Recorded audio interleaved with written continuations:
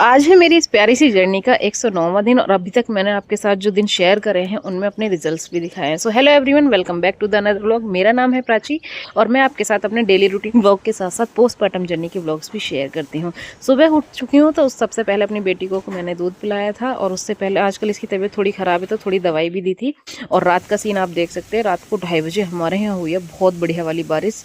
और मतलब बिजली कड़क रही, आंधी, ठंडी हवा, बारिश, लाइट गायब। मतलब वो बाहर वाली तो थी, थोड़ा इन्वर्टर से जल रही थी, लेकिन हमारे रूम की लाइट गायब क्योंकि बारिश बहुत ज़्यादा तेज़ थी। और इतनी तेज़ बारिश में रात को हम सो भी नहीं पाए अच्छे से क्योंकि मेरे सारे उसमें विंडो लगी हुई हैं और विंडो से पानी आता है अंदर की तरफ, तो बहुत सारी चीज़ें ख़राब हो गई। तो उठ के सबसे पहले मैंने अपने लिए किया था पानी गर्म, जो कि मैं करती हूँ, और पानी पीने के साथ ही मैंने रख दिया था अपना जीरा वाटर बनाने के लिए, जो कि मैं अपनी लाइफ स्टाइल में मतलब एक प्रॉपर उसको अपनी लाइफ स्टाइल का हिस्सा बना चुकी हूँ।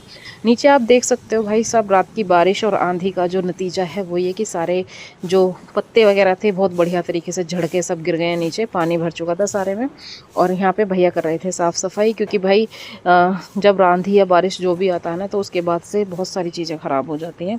तो मैंने भी सबसे पहले अपनी बेटी के जो कपड़े थे, यानी कि रात को कुछ कपड़े बेटी ने ख़राब कर दिए थे और कुछ हो गए थे बारिश की बौछार से ख़राब, तो सुबह उठ के सबसे पहले इनको धुला था क्योंकि खेस वगैरह हैं सारे सीले सीले से हो गए थे। और उसके बाद अपनी बेटी के जो सारे कपड़े थे उनको भी धुल दिया था क्योंकि भाई मैं बेटी को डायपर फ्री रखती हूँ नाइट में, तो मैंने उसको ऐसी ही आदत डाली है तो मैं उसकी पजामे चेंज कर देती हूँ। और आप देख सकते हैं यहाँ पर मतलब बारिश का पानी अभी भी भरा हुआ है और धूप भी निकल गई थी क्योंकि बारिश पड़ने के बाद जो धूप निकलती है ना बहुत ही ज़्यादा मतलब चमकीली सी होती है, चुभने वाली होती है। और तो सुबह सुबह मैंने सोचा धूप का फ़ायदा उठाते हैं। और आप देख सकते हैं अब जो मेरे लोअर है काफ़ी पुराना लोअर है, और ये वाली टी शर्ट तो खैर मेरी अभी की है ये, लेकिन जो मेरा लोअर और टी शर्ट्स हैं वो पहले वाले साइज़ में कन्वर्ट हो चुके हैं। तो आप देख सकते हैं मैं लोअर टी शर्ट में फ़िलहाल कंफर्टेबल लगती हूँ। और यहाँ पे आप देख सकते हैं रात की जो बारिश थी ना उसकी वजह से रूम में सारी चीज़ें भीग गई थी, पानी नीचे आ गया था। तो सारी चारों तरफ से विंडो हैं जिसमें जाली लगी हुई है, तो वहाँ से पानी की जो बौछार है ना प्रॉपर तरीके से है, तो इसलिए मैंने यहाँ पे टेबल लगा दिया है और कुछ चीज़ों को कर दिया था एडजस्ट।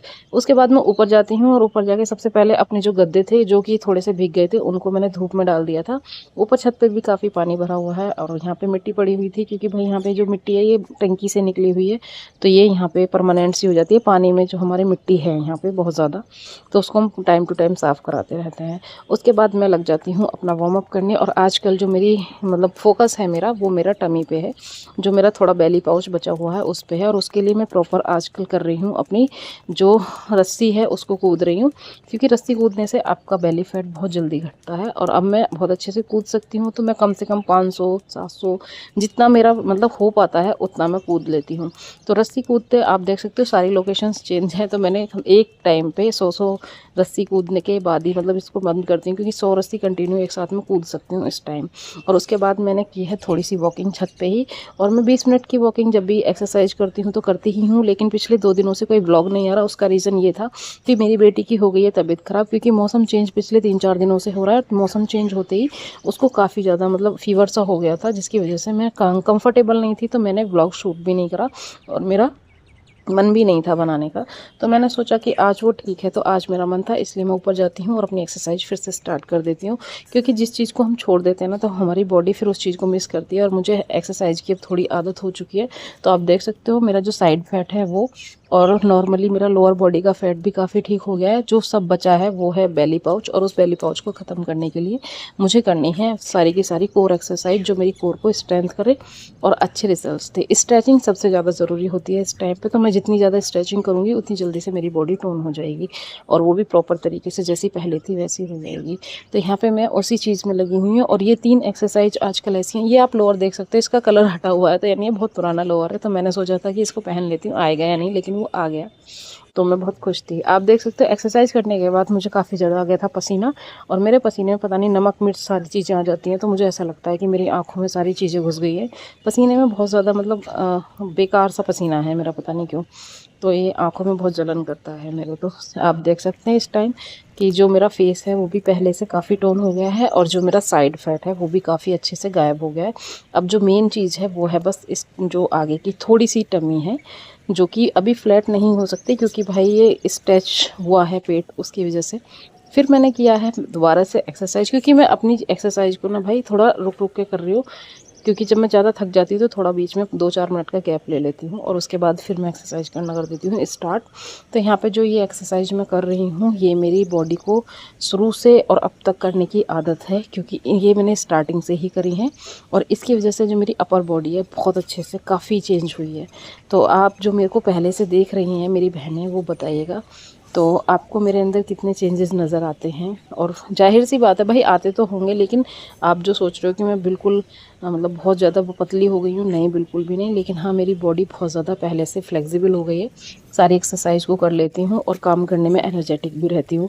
और अब मेरे जो गद्दे थे वो भी सूख गए थे एक तरफ से, तो मैंने सोचा अब इनको पलट देते हैं दूसरी तरफ से, क्योंकि धूप बढ़ गई थी और मुझे 1 घंटा हो चुका था छत पे आए हुए और यहाँ पे 1 घंटे में एक तरफ से काफ़ी अच्छे से सूख गए थे, क्योंकि इसमें अंदर है कॉटन सा है, कुछ फाइबर टाइप का।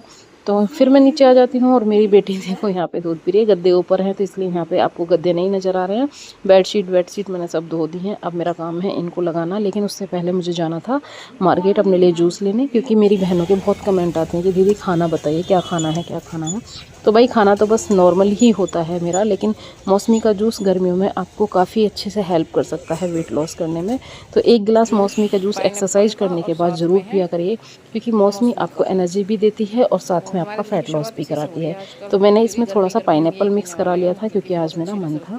उसके बाद मैं जाती हूँ नहाने, और नहाने के बाद मैंने काट लिया थे 2 खीरा और थोड़ा सा तरबूज, और जो कि आजकल मार्केट में बहुत अच्छे से अवेलेबल हैं और अफोर्डेबल भी हैं, बहुत ज़्यादा फैंसी डाइट में ये नहीं आता है। तो आप ये खा सकते हो, क्योंकि आपको पूरी तरीके से अपनी बॉडी को करना है, मतलब एक तरीके से पानी से फुल, क्योंकि बॉडी आपकी हाइड्रेट रहेगी तो आप बहुत अच्छे से काम करेंगे और उसका वेट लॉस जो है वो अच्छा लगेगा। मैंने खाने में बनाया था आलू की सब्ज़ी, रायता और खीरा, जो कि मैं रोटी के साथ खाती हूँ। और शाम को मेरा मन था ड्यूटी से आने के बाद चाय पीने का, तो मैंने सोचा एक रस और थोड़े से मखाने चाय के साथ ले लेती हूँ, क्योंकि चाय पीने का मन कभी कभी कर जाता है और अब मैं कभी कभी पी भी लेती हूँ। मौसम भी चेंज हो गया है तो चाय का मन करता ही है, बेसिक सी बात है। फिर मेरी मौसी को लग रही थी थोड़ी सी भूख, तो मैंने सोचा काट लेते हैं एक आम, और आम मैंने भी खाया था, मेरी मौसी ने भी खाया था और मेरी बेटी भी खा लेती है। मैं मैंगो शेक भी बना लेती हूँ। और उसके बाद मेरे को जब लगा कि भाई मेरा जो सामान है वो ख़त्म हो रहा है, तो मैंने थोड़े से ड्राई फ्रूट्स में, यानी कि जो बेसिकली मैं अपने मखाने वगैरह हैं वो, और साथ में पम्पकिन सीड, और उसके साथ ही मेरे होते हैं सनफ्लावर सीड। तो पम्पकिन सीड, सनफ्लावर सीड और मखाने का कॉम्बो बहुत बढ़िया होता है भाई साहब। ये आपको मतलब एक तो एनर्जी देता है, बोन को स्ट्रेंथ करता है, आपकी स्किन को ग्लो करने में हेल्प करता है, पेट को फुल रखता है, और साथ में ही आपका जो वेट लॉस है उसको बहुत जल्दी कर देता है।